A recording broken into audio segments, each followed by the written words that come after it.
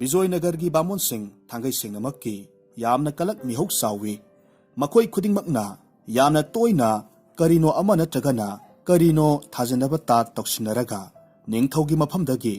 sel thum khopchinaba loksing tawraga talai ningthau Krishna Devarai bambongi mafamda setna thajaba thammi loinana makhoigi mafamda nolui makoi khudingmakna asigumba thaujanbibagi marum thupna kudong sagadaba tanja ngairaga talai nongma ningthongna makhoida hairami aigi imana siramdagi matamda hainau chaningi kanna sonki matamduda ainagi pijaba ngamhaudre ai haujik yamna ningamdaba pokledo aigi thawaina ningamdaba se koknanaba aduga aigi imagi thawaina su lairei pakta tangdu leitana leiba ngamnabagidamak karino khara tawraga kokpa ngamgadaba leilakpra asigumba khudong sahaba ngairagata leijariba mamon singna hairami iningthau kari thoina hena luba wa oide hoi adomgidamaktadi karisu leitaba wani adomna mamon chamani paldang kaubiyu aduga thamoi sengna sanagi hainau samani pal amamamdang kathokpiyudo adom tawragadi lairei pakta miramlen thadoklamlaga lairamlen tinkraba adomgi apokpi palemgi thawaina soidanamak ingna sikna tangdu leitana leiba phangjagadawribani bambonda kachaba haibasi layoi khraba midugi mafamda lepnamak yauba soidrabani mama haibasidi mamani mamadi mitna uba laini hainaribani mamagi thawaina bu penbigani hairabadi asumna khalaga ningthongna bambon singi mafamda hainau samani pal katlammi haujikti bambon singdu nungaire masi pumnamaksi uraga Tenali Ramdi khoidau sauninglammi mahakna bamon singsigi kalak mihok saubagi matau uraga amuktangdi para tambige khalammi asumna mahak tanja amakhak phangba ngamle mahagi apokpi mama lekitraba matungda mahakna bamon singbu mahaki mayumda lengbiraknanaba haijarammi maramna mahaki apokpigi thawaina tangdu leitana leijaba phangnabagidamak karino khara kachaningbadagini hairammi athum ahau marang kaina saba phanglani loinana atangba potchai phanglagani haibagi wakhalda mihok sauba bamon chamani paldu pulap Tenali Ramgi yumda thunglarammi loinana magi phamhamda lengsinduna phamlare khudakta Tenali Ramna thongjau chechet pauron thajilammi manai masal kauraga hairammi hai kari tauri chalu mai ikpo yochai singdu puthorau bamon singi masada saifam thamu bamon sing koksaubi phungka khi lawai gi sam chap yungi kappaga laubaga khongbaga pumnin nilli pumna makna kijabadagi phuk hagatnaduna thongjau yenglaga hau thaduna hotok narammi somdana manai singna pharaga mai ikpa yosaina amamam tang oina kit namlammi dakpham amamam thamlammi masigi thaudoksi ningthaugi nakong yauki ningthau masamak laklammi aduga bamon singbu kanbirammi matangsida ningthauna yamna sauningna hairammi Tenali Ram karino nakna toribase Tenali Ramna nolokna khummi iningthau ibungo nanagi palemdu masa pumbagi tang sikpagi lainana nakhibani aigi palemdu taibang thadoklamdai matam yarokla phawbada khangba ngamdana kanna sikhi hai sikpa khangba wamanbadagi mahakna asumna nanai aibu singna yenglaga haibido aigi asikpa mafam singsi yenglaga yochai ama mai iklaga kit nammu hairammi adumna torbadi asikpa singsi kokragani wadana nungaina taibang pan thadokhige hairammi aina matamduda solabi imadubu matau karamna nai haidana madumakti karamna toruni adumoinamak aigi palemna hinglingi matamda ningjakhiba adumakti thunghanjaningbadagi nanaina bamon sing koraga mai ikpayo chaina thogal tawjabani kanna sauramba ningthau khangba ngamdra male nokthoraklammi bamon singsu ikaibana maru lukthakhi asumna numituma haukhre aremba phanglubagi mahai punsi chuppa ningsingtuna ta leiragadaba mai ikpayo chaina masada dakpham phanglaba bambon mayamna Tenali Ramgi thaksi khasi naidaba thogolon khangdabagi thodoududa pendabagi wakat puraga राजगुरुगी मनाक्ता चिरोल तौबा लाइ। राजगुरुदी कोइरबनी तेनालीरामदा लमन खुमनिंगबदगी असेंगबा तंजा येंगलगा ngairapasi नुंगाइरे पेले हौजिक्ति मदुगी तानफमदु फंगलबनीना राजगुरु अमसुंग बामोन मयाम कोकसुंगसिनरम्मी तेनालीरामबु परा अमा तंबिनबगिदमक पांबई अमखक थिरम्मी कायना थंगदा पांबई अमखक फंगले मदुदी राजगुरुना तेनालीरामबु महाक मसागी सेबक अमा ओइना लौसिननबा तात तौसिनबा मसिगी मथंगदा चना पथापकी मतुंग इन्ना महाकी मसादा दाग ताहनबा दागफमसी ताहनबगिदमक तिंखत्तना नंबा मतमदुदा नवा अंगांगना अमांगबा ब्रिब्रि चितपगुम चिलहनबा मसी लोयरबा मतुंगदा राजगुरुना अमोग नहाकती अतोनबा सागैगी बामोनी नहाक अइगी सेबक ओइबा यारोय हाइदुना इंथोकपा assume हाइना तेनालीरामदा लमन खुमगदबनी खनरम्मी मसिगी थौरांगसी मखोय Chama Nepal खक नतना अतोपा कनामता ताहल्लमदे मखोय पुम्नमकना तेनालीरामदा लमन खुमनिंगबगी मयाइना ngaingamdana ngairammi थौरांगी मतुंग इन्ना राजगुरुना नोंगमा तेनालीरामबु महाकी मनाक्ता कौरम्मी अदुगा हाइरम्मी रामलिंगा नहाकी भक्ति अमसुंग ज्ञान उरगा नंगबु सेबक अमा ओइना लौसिनबा पामिदो राजगुरुना हाइरक्लिबा वाफमसिदा सिंगनबा अमदी फाउदबा नत्ते मनुंगदा करिनो अमदी लोटली हाइबसी खंगबा ngамmi अदुनादी ओइरगा यानिंगबा माननबा सासिनरगा गुरुगी वाफमदा हराउबा उतली महाकना कन्ना पामसिनबा सारगा हाइरम्मी राजगुरु नुगाइजरे अदोमना अइबु कैदौंगै सेबक ओइना लौसिनबिगदौरिबनो मथंगी इराय नुमिसे यामना फबा नुमितनि नुमित असिदा यामना सेंगना इरु माइथजरबा मतुंगदा नंगोंदा ममल यामलबा बनबासीगी रेशमगी फिजोल सेट चाहनगदौरिबनि मधु अइगी माइकैदगी खुदोलनि मसिगिसु मथक्ता खुदोल पोट ओइना अइना नंगोंदा सनागी सेलेक चामसु पिगनि मसिगी मतुंगदा नंग अइगी सेबक ओइबा अदुमक यारे तेनालीरामना यामना नुंगाइजै हाइरमलगा चटखि महाकी वारी पुम्नमक नुपीदा तमलम्मी अदुगा हाइरम्मी सुक्सोय सोइदनमक्की मसिगी मिफतसिगी पुकनिंगदा करिगुम्बा अमोटपा खरदि लैरे नुपीना हाइरम्मी इ करिगिनो नंगना मंगोंदा महाकी सेबोक ओइगी हाइना यारुरिबो हेरा करिसु थोइना नुंगांनिंगाइदि लैतेदा राजगुरुना राजगुरुनी अइना अइनिदना अदुम खंगतबा लैरे अदुदी नंगदी करी तौगे खनबिरिबा हो मखोय सामा निपालिदना अइना युमदा बाटोन तौरगा कौखिबदो मखोय सिंगदुगा लोइनना पुन्ना यामना लोना राजगुरुगी युमदा वा अमखक खनखिये मखोयना लोना खनखिबदुगी अकुप्पा मरोलदो खंगबा ngamnabagi पांबैदो अइगी नाक्ता ले मखोय बामोन सिंगदुगी मरक्ता सोमयाजुलु कौबा अमखक याउरिये हौजिक मग मागी नुपीदो कुमथा सुरे अंगांग उनगदबगी मतम ngairibani महाकीदी सेल पाइना तत्पि अमता फाउबसु लैतबनी अइना मंगोंदा सनागी सेलजेक तरा पिरगा मंगोंदा वा पुमनमक हंगबा तारगदी मथंता ओरो ओरो हाइदुक सरक लगदबनी अदुगा यंगो मसिगी राजगुरु मसासे अइना सेमदोके तेनालीराम सोमयाजुलुगी मनाक्ता चटख्रे कनागी मतेंग फंगजद्रबा मराइबक थिरबदुगी मथक्ता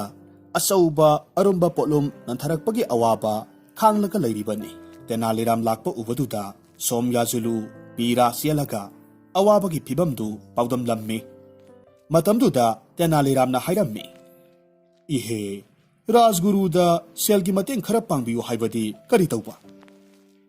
मदुगी वहादो महाकी मफमददी कदाइदगिनो असुक साथीना अरिकपा मीनी नुंगदगी इसिंग सुमलगा लौनबो होनबना हेना कोमनबो थोकनिदा राजगुरुदगी लिकोल अमा लौथोहनबा ngamba हाइबसे ओइरोइदबा वानी तेनालीरामना फुरित खाउदगी सनागी सेलजेक तराखक लौथोकलम्मी तरंग तरंग सोमयाजुलुदा उतलगा हाइरम्मी फरे करिगुम्बा नहकना नखोय मयाम पुन्ना राजगुरुगी युमदा लोना खनखिबा वादो अइंगोंदा अरुण अथुप पुम्नमक थमदना लिथोकपा तारगदी मसी नंगोंदा पीगे नते नते अइना मदुगी वाफमदु हाइदोकलबदी अइदी कदाइदा लैनी इहे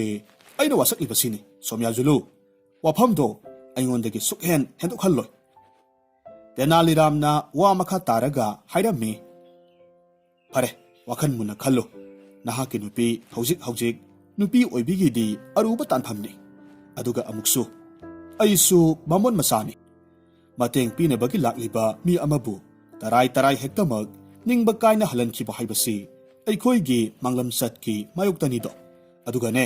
ꯅꯨꯃꯤꯠ ꯑꯗꯨꯗ ꯃꯌꯥꯝ ꯄꯨꯟꯅ ꯗꯥꯛ ꯅꯝꯈꯤꯕ ꯑꯗꯨꯒ ꯑꯗꯣꯝꯁꯨ ꯅꯝꯈꯤꯕꯒꯤꯗꯃꯛꯇꯗꯤ ꯑꯩꯕꯨ ꯉꯥꯛꯄꯤꯌꯨꯗꯣ ꯐꯔꯦ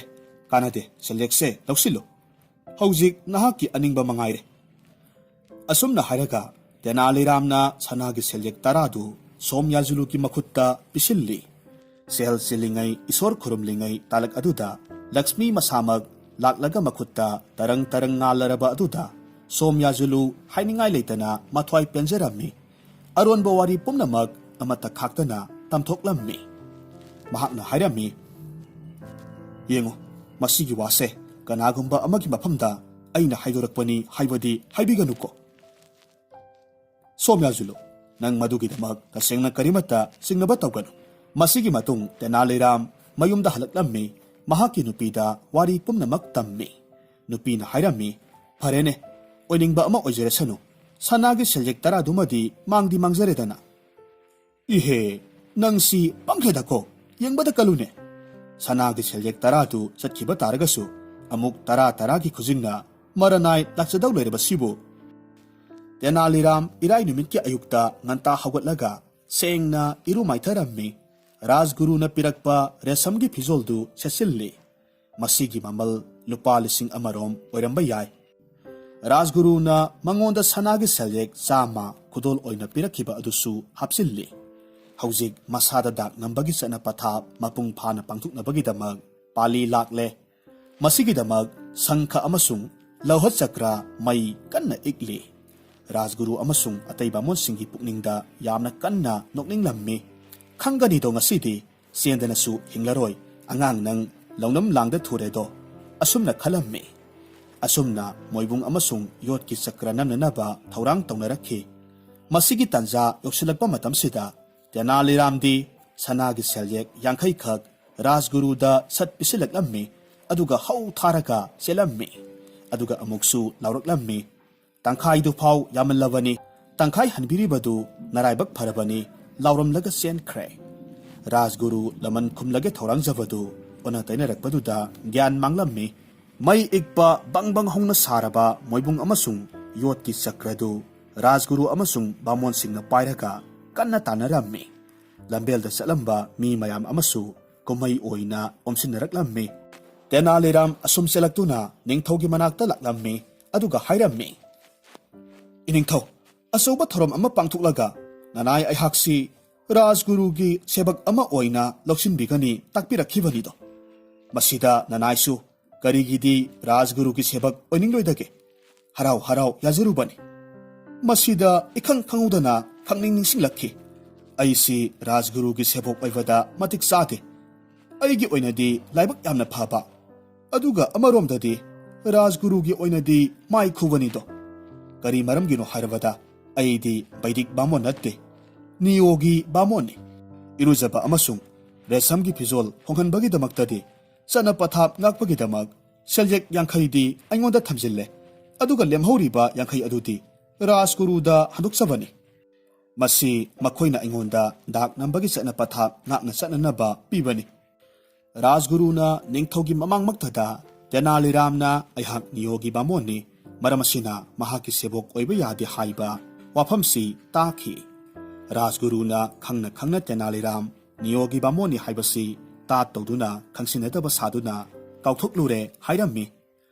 ꯀꯔꯤ ꯀꯔꯝꯅꯕꯨꯗꯤ ꯑꯁꯦꯡꯕ ꯋꯥꯗꯨ ꯅꯤꯡꯊꯧꯒꯤ ꯃꯐꯝꯗ ꯐꯣꯡꯗꯣꯛꯄ ꯌꯥꯔꯤꯕ꯭ꯔꯥꯗꯣ ꯅꯤꯡꯊꯧꯅ ꯍꯥꯏꯔꯛꯈꯤ ꯇꯦꯅꯥꯂꯤꯔꯥꯝ ꯍꯥꯏꯔꯤꯕ ꯅꯨꯄꯥꯁꯦ ꯄꯨꯛꯆꯦꯜ ꯌꯥꯝꯅ ꯆꯥꯎꯕ ꯂꯣꯏꯅꯅ ꯄꯨꯛꯆꯦꯜꯁꯨ ꯌꯥꯝꯅ ꯁꯦꯡꯕ ꯃꯤꯁꯛꯅꯤ ꯃꯍꯥꯛꯁꯤ ꯊꯥꯒꯠꯄꯗ ꯃꯇꯤꯛ ꯆꯥꯏ ꯍꯩ ꯃꯉꯣꯟꯗ ꯂꯠꯅꯕ ꯂꯩꯇꯅ ꯃꯅꯥ ꯄꯤꯒꯗꯕꯅꯤ ꯃꯇꯧ ꯑꯁꯨꯝꯅ ꯍꯥꯏꯔꯤꯕ ꯅꯨꯃꯤꯠꯁꯤꯃꯁꯨ ꯇꯦꯅꯥꯂꯤꯔꯥꯝꯅ ꯉꯝꯈꯤ ꯅꯤꯡꯊꯧ ꯀ꯭ꯔꯤꯁꯅꯗꯦꯕꯔꯥꯏꯅ ꯁꯤꯕꯒꯤ ꯆꯩꯔꯥꯛ ꯀꯌꯥꯔꯛ ꯍꯟꯅ ꯄꯤꯔꯕꯗꯁꯨ ꯇꯦꯅꯥꯂꯤꯔꯥꯝ ꯃꯍꯥꯛ ꯃꯁꯥꯒꯤ ꯂꯧꯁꯤꯡ ꯈꯛꯇꯅ masa kanjaba ngamduna asi khayatagi nanthok hinglakhi masigumba akibagi thodok kaya marumsi toina thengnamanbadagi karigumba kanda masa matomta kijaba phaurakhi karigumba handak mukka laibak thidana sibagi serak pirakpa thoklabadi nanthok hingba ngambagi thajaba mangsilaklammi masigumba akiba serak sidagi matam laiba kibiki oina kokpa phangnabagi pambai kanna thirammi kona thangda mahakna ningthau Krishna Devarai khaktanatana Rajguru busu yaungna makhoi ani wasak hananabagi pambai amakhak phangle mabuk ningda madu pangthuklage khalammi ningthau Krishna Devarai masagi sahi matang yengmak yengdana tan sadana masak matau yamna phajabi tagat mathot karak libi laisabi masa kanna luhongningbagi apamba lairi haibasi Tenali Ramna hotrong hona uba ngammi masigi wakhalsi Rajguru su adu mangai makhoi ani tinavada lamba sanai amana su hende amana su tade masi pumnamak ningthina khanglaba Tenali Ramna khudong saba launabagi damak ahanba maktada mahakna Rajguru gi yumda khoi chopa laklammi mahakna yamna tuminna hairammi ikai khumnajariba Rajguru ji itha thajadana ꯑꯩꯈꯣꯏꯒꯤ ꯁꯍꯔꯁꯤꯗ ꯂꯩꯔꯤꯕꯤ ꯃꯁꯛ ꯌꯥꯝꯅ ꯐꯖꯕꯤ ꯂꯩꯁꯥꯕꯤ ꯃꯌꯥꯝꯁꯤꯗꯒꯤ ꯑꯃꯨꯛꯀꯁꯨ ꯈ꯭ꯋꯥꯏ ꯄꯨꯝꯅꯃꯛꯇꯒꯤ ꯄꯨꯝꯍꯦꯟ ꯍꯦꯟꯅ ꯃꯁꯛ ꯐꯖꯔꯕꯤ ꯂꯩꯁꯥꯕꯤ ꯑꯃꯈꯛ ꯂꯩꯔꯤꯌꯦ ꯑꯁꯨꯝꯅ ꯍꯥꯏꯔꯒ ꯔꯥꯖꯒꯨꯔꯨꯒꯤ ꯄꯨꯛꯅꯤꯡ ꯃꯊꯨꯝ ꯃꯔꯥꯡ ꯍꯧꯍꯜꯂꯤ ꯔꯥꯖꯒꯨꯔꯨꯅ ꯉꯥꯏꯉꯝꯗꯅ ꯈꯨꯝꯂꯛꯂꯝꯃꯤ ꯍꯥ ꯀꯗꯥꯏꯋꯥꯏꯗ ꯂꯩꯍꯧꯔꯤ ꯔꯥꯖꯒꯨꯔꯨ ꯀꯗꯥꯏꯗꯁꯨ ꯅꯠꯇꯦ ꯌꯥꯝꯅ ꯂꯥꯞꯄ ꯅꯠꯇꯦꯗ ꯑꯩꯒꯤ ꯌꯨꯝꯗ ꯂꯩꯍꯧꯔꯤꯕꯅꯤ ꯑꯗꯣꯝꯒꯨꯝꯕ ꯃꯇꯤꯛ ꯃꯌꯥꯏ ꯆꯦꯟꯕ ꯃꯁꯛ ꯃꯇꯧ ꯐꯖꯕ ꯃꯤ ꯎꯔꯕꯗꯤ ꯃꯍꯥꯛ ꯁꯣꯏꯗꯅꯃꯛꯀꯤ ꯂꯨꯍꯣꯡꯁꯤ ꯍꯥꯏꯕ ꯌꯥꯔꯛꯀꯅꯤꯗꯣ ꯑꯗꯨꯝꯅꯗꯤ ꯑꯣꯏꯔꯒ ꯃꯁꯤꯒꯤ ꯂꯩꯁꯥꯕꯤꯁꯦ ꯏꯀꯥꯏ ꯌꯥꯝꯅ ꯊꯤꯒꯜꯂꯤ ꯀꯅꯥꯒꯨꯝꯕ ꯃꯁꯛ ꯃꯁꯥ ꯈꯪꯗꯕ ꯃꯤꯒꯤ ꯃꯃꯥꯡꯗ ꯀꯥꯗꯤ ꯃꯃꯤꯠꯅꯀ ꯍꯪꯒꯠꯅ ꯄꯥꯡꯖ-ꯂꯥꯛꯆꯕ ꯉꯝꯕ ꯄꯣꯠ ꯅꯠꯇꯦ ꯍꯣꯏ ꯇꯧꯕꯕꯨꯗꯤ ꯃꯈꯣꯏ ꯅꯨꯄꯤ ꯃꯁꯦꯜ ꯑꯗꯨꯝ ꯃꯔꯩꯃꯤꯟꯅꯕ ꯃꯗꯨꯒꯤ ꯋꯥꯐꯝꯗꯨꯃꯗꯤ ꯇꯣꯉꯥꯜꯂꯦ ꯃꯍꯥꯛꯀ ꯎꯅꯕ ꯌꯥꯅꯕꯒꯤ ꯄꯥꯝꯕꯩꯁꯦ ꯑꯩꯅ ꯁꯨꯝ ꯈꯟꯖꯕꯗ ꯑꯗꯣꯝ ꯅꯨꯄꯤꯒꯤ ꯐꯤꯖꯣꯜ ꯁꯦꯠꯂꯒ ꯅꯨꯄꯤ ꯁꯥꯕꯤꯔꯒ ꯂꯦꯡꯕꯤꯔꯛꯄ ꯇꯥꯔꯒꯗꯤ ꯌꯥꯒꯗꯧꯕ ꯃꯥꯜꯂꯤ ꯋꯥꯍꯩꯁꯤ ꯍꯥꯏꯔꯒ Tenali Ram ꯃꯊꯟꯇ ꯌꯥꯝꯅ ꯀꯟꯅ ꯅꯣꯛꯅꯤꯡꯂꯝꯃꯤ ꯔꯥꯖꯒꯨꯔꯨꯅ ꯑꯃꯨꯛ ꯍꯥꯏꯔꯛꯂꯝꯃꯤ ꯃꯗꯨꯗꯤ ꯌꯥꯝꯅ ꯐꯕ ꯋꯥꯅꯤꯅ ꯀꯔꯤꯁꯨ ꯀꯥꯏꯗꯦ ꯅꯠꯇꯦ ꯅꯪꯅ ꯍꯥꯏꯔꯤꯕ ꯋꯥꯁꯤꯕꯨ ꯀꯔꯝꯕ ꯃꯇꯝꯗ ꯂꯥꯛꯎ ꯍꯥꯏꯔꯤꯕꯅꯣ ꯔꯥꯖꯒꯨꯔꯨꯖꯤ ꯉꯁꯤꯒꯤ ꯅꯨꯃꯤꯗꯥꯡꯒꯤ ꯄꯨꯡ 10 ꯇꯥꯕ ꯃꯇꯝꯗ ꯂꯦꯡꯕꯤꯔꯛꯀꯗꯕꯅꯤ ꯑꯗꯨꯒ ꯋꯥ ꯑꯃꯅ ꯃꯁꯤꯒꯤ ꯋꯥꯁꯦ ꯅꯥꯀꯣꯡ ꯑꯅꯤ ꯁꯨꯍꯟꯕꯤꯕ ꯀꯥꯟꯗꯤ ꯌꯥꯗꯦꯀꯣ ꯀꯅꯥꯃꯠꯇꯗ ꯍꯥꯏꯗꯣꯛꯄꯤꯒꯅꯨ Tenali Ramna ꯋꯥꯍꯩꯁꯤ ꯍꯥꯏꯔꯝꯂꯒ ꯆꯠꯈꯤ ꯃꯁꯤꯒꯤ ꯃꯇꯨꯡꯗ Tenali Ram ꯅꯤꯡꯊꯧ Krishna Devaraiꯒꯤ ꯃꯅꯥꯛꯇ ꯂꯥꯛꯂꯝꯃꯤ ꯃꯍꯥꯛꯅ ꯅꯤꯡꯊꯧꯒꯤ ꯃꯐꯝꯗꯁꯨ ꯃꯁꯛ ꯃꯇꯧ ꯐꯖꯕꯤ ꯂꯩꯁꯥꯕꯤꯒꯤ ꯋꯥꯔꯤ ꯊꯥꯒꯠꯄ ꯌꯥꯕ ꯊꯥꯒꯠꯂꯒ ꯂꯤꯁꯤꯜꯂꯝꯃꯤ ꯑꯗꯨꯒ ꯀꯂꯛꯍꯜꯂꯒ ꯋꯥ ꯇꯨꯞꯊꯣꯛꯂꯝꯃꯤ ꯍꯣꯔꯦꯟ ꯅꯨꯃꯤꯗꯥꯡꯒꯤ ꯄꯨꯡ 10 ꯇꯥꯕ ꯃꯇꯝꯗ ꯅꯨꯄꯤ ꯁꯥꯔꯒ ꯃꯍꯥꯛꯀꯤ ꯌꯨꯝꯗ ꯁꯨꯛꯁꯣꯏ ꯁꯣꯏꯗꯅꯃꯛꯀꯤ ꯂꯥꯛꯅꯕ ꯍꯥꯏꯔꯝꯃꯤ ꯃꯁꯤꯒꯤ ꯃꯇꯨꯡꯗ Tenali Ram ꯃꯌꯨꯝꯗ ꯍꯜꯂꯛꯂꯝꯃꯤ ꯅꯨꯃꯤꯗꯥꯡꯒꯤ ꯄꯨꯡ 10 ꯇꯥꯕ ꯃꯇꯝꯗꯗꯤ ꯔꯥꯖꯒꯨꯔꯨ ꯅꯨꯄꯤꯒꯤ ꯐꯤꯖꯣꯜ ꯁꯦꯠꯂꯒ ꯅꯨꯄꯤ ꯃꯥꯅ ꯁꯥꯔꯒ Tenali Ramꯒꯤ ꯌꯨꯝ ꯌꯧꯁꯤꯜꯂꯛꯂꯝꯃꯤ Tenali Ramna ꯔꯥꯖꯒꯨꯔꯨꯕꯨ ꯇꯣꯉꯥꯟꯕ ꯀꯥ ꯑꯃꯒꯤ ꯃꯅꯨꯡꯗ ꯄꯨꯁꯤꯜꯂꯒ ꯐꯝꯍꯜꯂꯤ ꯑꯩ ꯍꯧꯖꯤꯛ ꯂꯩꯁꯥꯕꯤꯗꯨ ꯃꯅꯨꯡꯗ ꯊꯥꯖꯤꯜꯂꯛꯂꯒꯦ ꯍꯥꯏꯔꯝꯂꯒ ꯃꯄꯥꯟ ꯊꯣꯛꯈꯤ ꯉꯥꯏꯍꯥꯛꯀꯤ ꯃꯇꯨꯡꯗ ꯅꯤꯡꯊꯧꯗꯨꯁꯨ ꯅꯨꯄꯤ ꯁꯥꯔꯒ ꯌꯧꯁꯤꯜꯂꯛꯈꯤ Tenali Ramna ꯅꯣꯂꯨꯛꯅ ꯍꯥꯏꯔꯝꯃꯤ ꯏꯅꯤꯡꯊꯧ ꯍꯧꯖꯤꯛ ꯑꯗꯣꯝ ꯌꯧꯕꯤꯔꯛꯂꯦꯗꯅ ꯅꯅꯥꯏ ꯏꯀꯥꯏ ꯊꯤꯕꯤꯅꯨꯖꯥ ꯃꯍꯥꯛ ꯑꯗꯨꯗꯤ ꯀꯥ ꯃꯅꯨꯡꯗ ꯏꯅꯤꯡꯊꯧꯇꯕꯨ ꯌꯥꯝꯅ ꯋꯥꯅ ꯈꯧꯔꯥꯡꯅ ꯉꯥꯏꯖꯍꯧꯔꯤꯕꯅꯤ ꯂꯦꯡꯁꯤꯟꯕꯤꯒꯅꯤꯗꯣ ꯑꯁꯨꯝꯅ ꯍꯥꯏꯔꯒ Tenali Ramna ꯊꯣꯡ ꯍꯥꯡꯗꯣꯛꯂꯝꯃꯤ ꯑꯃꯁꯨꯡ ꯅꯤꯡꯊꯧꯗꯨ ꯀꯥ ꯃꯅꯨꯡꯗ ꯊꯥꯖꯤꯜꯂꯝꯃꯤ ꯑꯗꯨꯒ ꯊꯣꯡꯗꯨ ꯃꯄꯥꯟꯗ ꯊꯤꯡꯖꯤꯜꯂꯝꯃꯤ ꯅꯤꯡꯊꯧ Krishna Devaraiꯅ ꯃꯍꯥꯛꯄꯨ ꯈꯧꯔꯥꯡꯅ ꯌꯥꯝꯅ ꯋꯥꯅ ꯉꯥꯏꯖꯍꯧꯔꯤ ꯍꯥꯏꯔꯤꯕꯤ ꯂꯩꯁꯥꯕꯤꯗꯨ ꯌꯦꯡꯅꯤꯡꯕꯒꯤ ꯃꯌꯥꯏꯅ ꯄ꯭ꯔꯞ ꯈꯣꯡ ꯊꯥꯡꯖꯤꯜꯂꯛꯂꯝꯃꯤ ꯑꯁꯣꯝꯗꯁꯨ Tenali Ramna ꯂꯩꯁꯥꯕꯤꯗꯨ ꯍꯧꯖꯤꯛꯃꯛ ꯊꯥꯖꯤꯜꯂꯛꯂꯒꯦ ꯍꯥꯏꯔꯝꯕꯗꯨꯗ ꯆꯪꯗꯕꯣꯏ ꯅꯤꯡꯗꯨꯅ ꯐꯝꯂꯝꯕꯗꯒꯤ ꯐꯨꯛ ꯍꯧꯒꯠꯂꯛꯇꯨꯅ ꯅꯨꯄꯤ ꯁꯥꯕꯤ ꯅꯤꯡꯊꯧ Krishna Devaraiꯒꯤ ꯃꯅꯥꯛ ꯇꯝꯅ ꯔꯥꯖꯒꯨꯔꯨꯗꯨ ꯆꯪꯁꯤꯜꯂꯛꯂꯝꯃꯤ ꯃꯥꯏꯒ ꯅꯛꯁꯤꯟꯅꯕꯗ ꯑꯣꯟꯁꯤꯟꯅꯕꯒ ꯃꯤꯠ ꯆꯥꯅꯩ ꯁꯛꯀ ꯈꯪꯅꯕꯗ ꯊꯣꯏꯅ ꯍꯦꯟꯅ ꯑꯋꯥꯕ ꯑꯃꯗꯤ ꯑꯣꯏꯗꯦ ꯈꯜꯂꯨꯕꯒ ꯃꯈꯣꯏ ꯑꯅꯤ ꯑꯃꯨꯛ hannna yengbada ikainai masi amaromda yenglagadi makhoi ani Tenaliramgi mafamda ikaiba choppa nangjabatani haujikna yamna kanna nungsa thigalakliba wafam amana kanagumba atopami amana phibam matasi ukhiba takhiba thoklawadi sikhibana hena phai khalaklammi masi he khalubagadi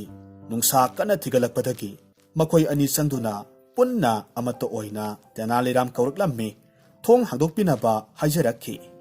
Tenaliramna mapandagi hairakhi ai tasengnamakki yanaba amagi makha ponna adom anibu mapanda thokhanjage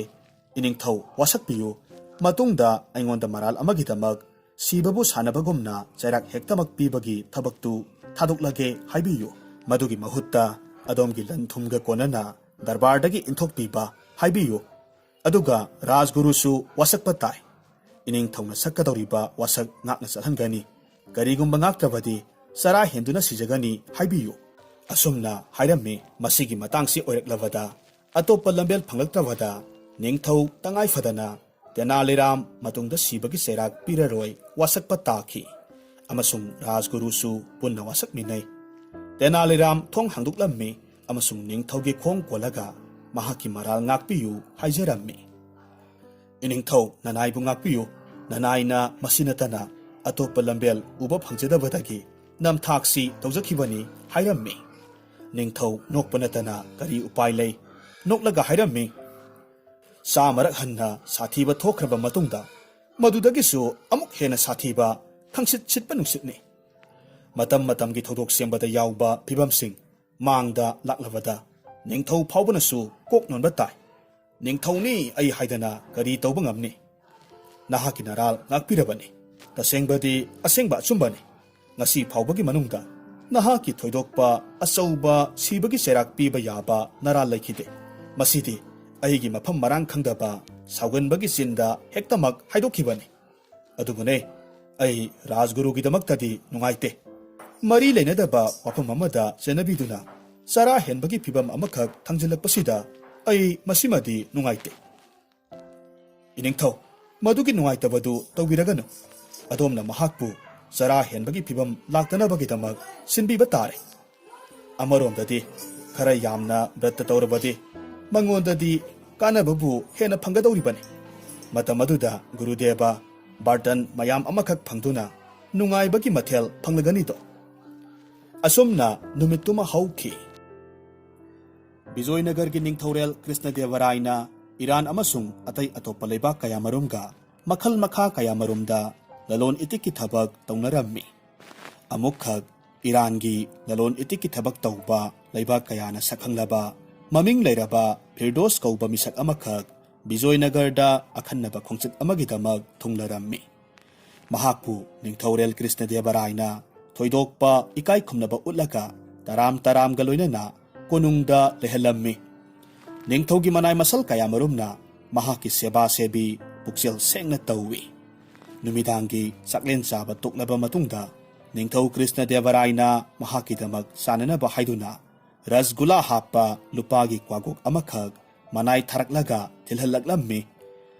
manai ngaihaki manungda tanna halaklammi madu uba matamda ningthau Krishnadevaraina singnaba poktuna maram hangi masida manaina hairammi iningthau ibungo tabigani nanaina kuya khada punemjari nanai Irangi atithi Firdosna lupagi kwagok hangduklaga madugi manungda yauriba rasgula da singna yengi rasgula da kudon bina phauba soklaga mahau tangde haira aidi masigi pambidugi maradudum oina saningi asumna hairakhi manaina tamliba paudamdu taraga ningthorel Krishnadevaraai hainingai leitana ngaklammi masigi wakhalda mahak ahing nungsoiba phauba mit kakla amata usilu yade khanbada mammi mahakna masigi maramda oiba yaba langla langjin amata puthokpa ngamlamde maramaduna nongalaga mahakna darbarda mantri singda Firdoski wafamsi hairammi mantri maya adomna karino khara tobiraga kadaidagino rasgulagi mara thibiraktaba yadre sananabagidamak sangom gi thauna saba rasgulagi pambibu kadai waida hodana madugi mara kamaina phangadoriba ताबद वाइदा मंत्री जी अदुभु करिदि तौनी असुमना ममाय लेथोक्लगा थंगनबदा येंगलगा लई